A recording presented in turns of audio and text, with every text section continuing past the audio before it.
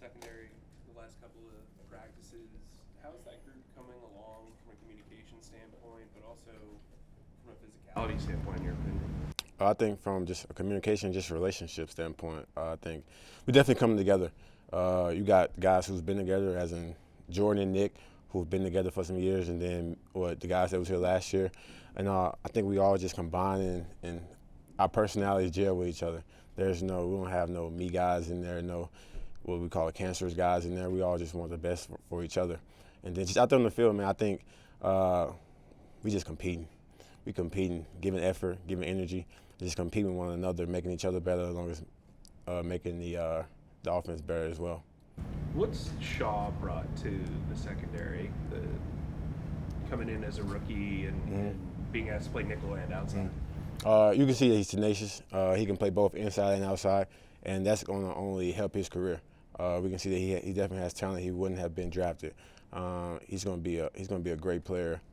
He's going through his ups and downs the days, but he's been stacking those days as of lately. And we can definitely see that he's going to have to help us this year. And we think he's going to be a good one. When Dave was in here, he mentioned that Julius Peppers addressed the team after practice. What stood out to you about what he said? Well, first off, I mean, you just got to tip your hat off to he's just a Hall of Famer, first off.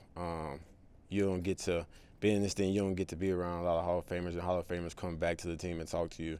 And we got to watch the video when he was in Canton. And then one of his big messages, us being a family, us protecting one another, but being out there and competing, that's inevitably making each other better.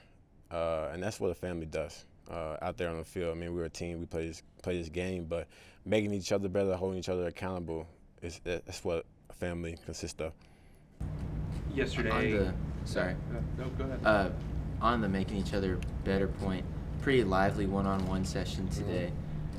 In your view, is there one or two receivers who have kind of like popped out to you and be like, whoa, I didn't know he had this in him? Well, I knew Deontay had gas. We knew that. We knew he had gas. I played the Steelers a few times, so we knew that he could in and out of breaks, he could run routes. We knew that going in. Thielen's going to be Thielen. They've been doing this for 30-plus years.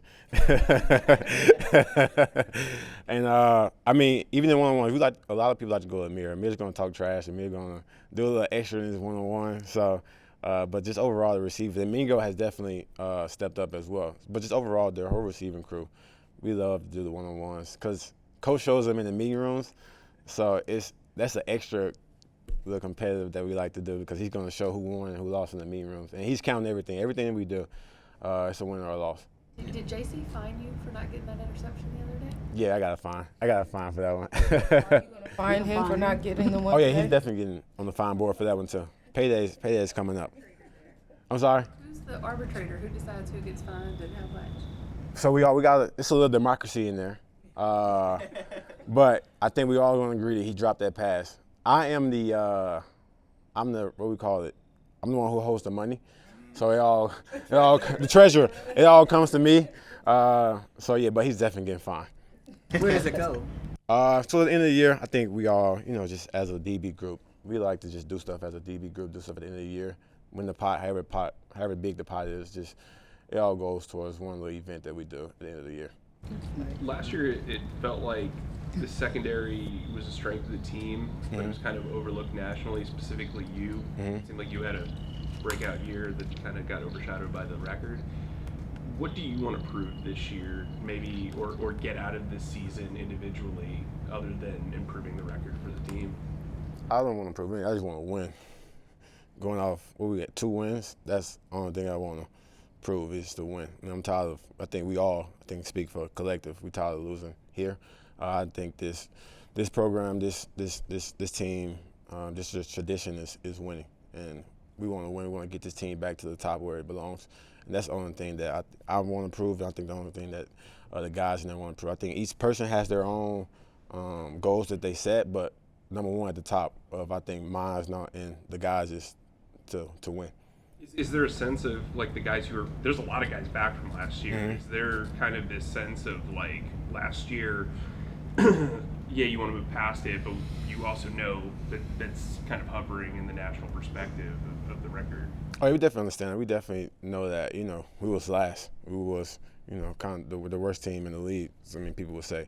But we know that the talent that we have on this team, it didn't really reflect our record last year. And so we definitely want to go out and improve, but it's an everyday thing. We have to go out there and improve. We have to go out there and actually take those wins, get those wins, and execute. Are you concerned at all, or how concerned are you from where the pass rush is going to come to kind of help you guys at the back end? No, I'm not concerned at all. I'm not concerned at all. Clown's going to do. Clown's been doing this for 30-plus years, too. And DJ's coming along. DJ's definitely coming along. And the young guys are coming along, too. And so, EJ's going to call it up. He's going to scheme it up. And then the guys are going to win their one-on-ones. We have confidence in those guys, and we have confidence just in the back end as well to hold up. Because it's on us, too, to be able to hold up so the guys can get there. And they get there, and we just hold up long enough to where they can get there. So we go back. It's a back-and-forth thing. Not having Brian out there in practice, you haven't. He had Shaq out there very much. How's that been different? I think being in year 8, you see guys come and go. Honestly, you see guys come and go. Guys, you won't have the same team year in and year out. Not having Brian out there, not having Shaq. You see, we lost Oos last year, but the guys that they brought in, I would say, have played in this scheme where you get Josie, who's played with E before in Denver, whether it be on the back end with Jordan and Nick, who's played in this scheme before as well. Those guys, more they fit this scheme. They know how the scheme works. They know how E's going to call it. And so it's been different, but that's what comes with the NFL. How much can you tell before the season starts about how you and Jordan or you and Nick might play together, or do you kind of need to get in a game with live bullets to see how that's going to work?